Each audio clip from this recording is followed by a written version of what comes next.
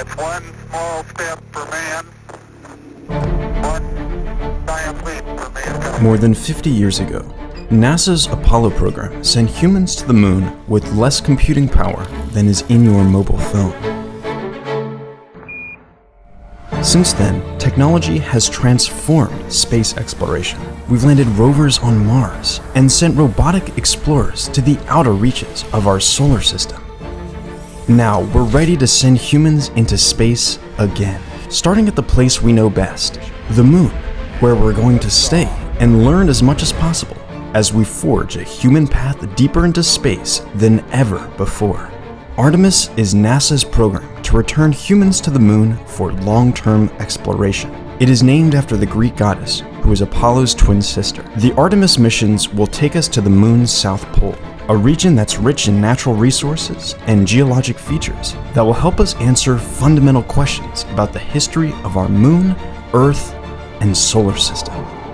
On this season of NASA Explorers, you'll meet the scientists, engineers, technicians, and astronauts of Artemis.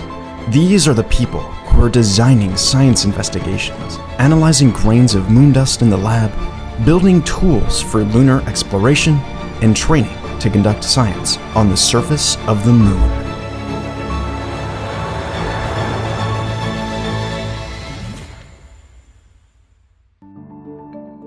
Yes, so my job title is now astronaut, NASA astronaut. What first interested me and the first time I kind of said that I wanted to be an astronaut, I was around 9 years old. I was doing an after-school curricular program at Judy Resnick Elementary School. And I think I asked my parents about who she was and what her career path was. And I think that was the first time that it was explained to me that, hey, you could go to space and hang out there as a career option. So I think that was kind of the first time I said, that sounds awesome. That's really what I'd like to do. I had done some kind of summer program type of classes. One thing that sticks out in my head was dissecting a cow eye, and I came home and was just raving about how cool that was, and it was so fun. And I think my parents looked at me kind of funny, but I think that was kind of the beginning of my interest and love in science, and really wanting to dive into research and asking questions. Before becoming an astronaut, Dr. Jessica Watkins worked as a planetary geologist. As a member of the science team behind NASA's Curiosity rover, her work focused on Mars. Now, Jessica is working aboard the International Space Station and is one of the Artemis astronauts and rare human beings who may get to leave their footprints on the moon. In that moment, there is a whole team of hundreds of people that have contributed, probably thousands of people, that have contributed to that reality. And, the kind of the last piece of it is, the human in the loop that's actually executing it. But in reality, it will just be about representing the rest of that team well and doing your job, your one piece of that puzzle well. Dr. Julie Mitchell represents another piece of the Artemis puzzle: sample processing and storage. When Artemis astronauts deliver the next set of moon samples to Earth, they'll need to be stored in a specifically designed facility and preserved for current and future generations.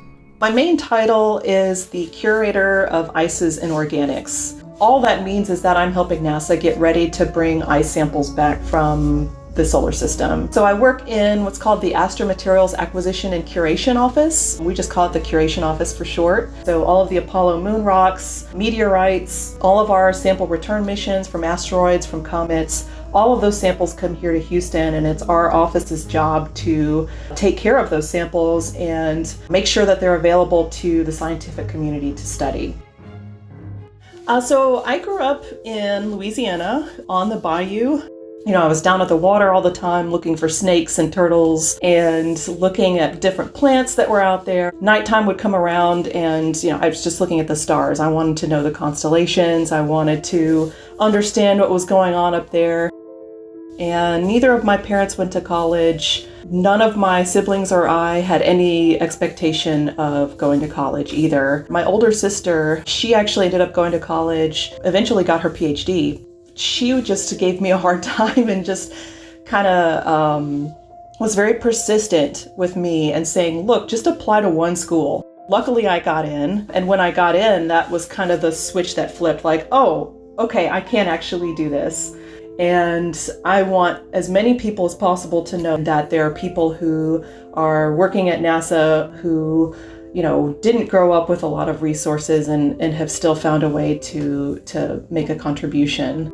Okay, so how does a kid that comes from a rough part of Lima, it gets interested into science? Of course, I was very curious and I was very motivated for science. I don't think I would have gotten into science if it wasn't because kind of need that I had for achieving something great.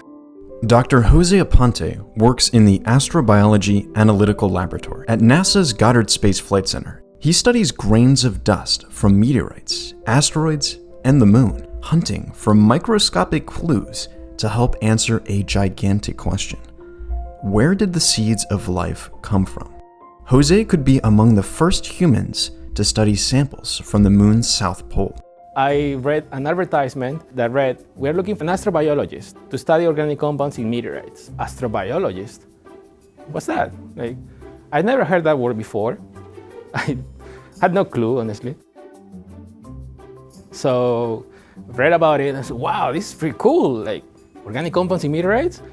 Meteorites, okay, that sounds exciting. So when I was a kid, I was probably 10 years old. And every day I had to do the dishes at home. And there was this pot, and this pot had a really thick black layer of burnt rice. Something came to mind, and I said, okay, if I want to clean this pot, I'm gonna add bleach, because bleach, dissolves tough stains and should help.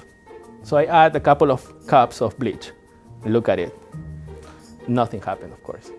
So I said, okay, nothing happened, such a disappointment. I decided to add a cup of muriatic acid that is used to clean toilets. And then you know what happens? You know, right? Okay, so when you mix bleach and muriatic acid, chlorine gas is released, but in great quantities, a lot of it, really fast, really quick. And so I add the muriatic acid and I see a lot of fumes coming out. So I left the pot there and ran upstairs and tell my grandparents, we gotta leave the house because we're gonna die if we don't. When we came back, the pot was all destroyed. I was like, what happened? That was great, that was crazy. I don't know what it was, but that was cool. That's the first time I think that there was a chemist, although I didn't know that I was a chemist at that time. I definitely am a person that doesn't give up. I don't take no for an answer. And as soon as I got to school, really I guess the summer after my freshman year, I was applying for anything space related. Unfortunately, I was unsuccessful many times. I counted up and the number that I remember from that exercise was about 30 to 35 different applications over a few year period of just nothing. And then the second semester of my junior year of college, I was accepted to a NASA internship. And so sure enough, that broke the barrier for me. I got an internship that led to another internship. Now I'm here and get to living out my dream. I wear a lot of different hats here at NASA, but my primary role right now is as the Deputy Project Manager for the Artemis Geology Tools. That means that along with our project manager, I help to lead a team of people who are building moon tools. And so specifically the tools that are going to take samples of the moon and bring them back to Earth so the scientists can study them for generations to come. I watched the Apollo videos many times and I see the video of the world reacting to that accomplishment, and I just feel so much pride, and knowing that I get to be a part of it this time around is just, it's so much fun. It makes every day just seem like a dream. Together, Jessica, Julie, Jose, and Adam are pieces of the Artemis puzzle.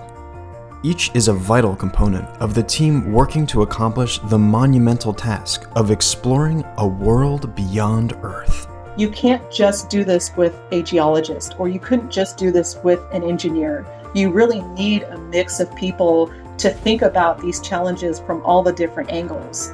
And we have that team. These are our explorers, the people who will get us to the moon, collect moon rocks, deliver them to Earth safely, and ensure that we can study them for years to come. By the time we get to the moon, we're going to have the best tools. We're going to have the best containers. We're going to have the best crew. And that's because everybody involved really, really cares. And all of that is going to lead us to the very best science we can do. Everybody's hard work ahead of time will make sure that we have these excellent samples and that they're preserved for the long term. Virtually everyone on Earth knows the first words uttered from the surface of the moon. It's one small step for man, one giant leap for mankind. But not many people know that the next words were all about science. Surface is fine and powdery. I can pick it up loosely with my toe. It does adhere in fine layers, like powdered charcoal. On the next episode of NASA Explores Moon Rocks, what mysteries about the origins of our Earth, Moon, and solar system can we unlock from a rock?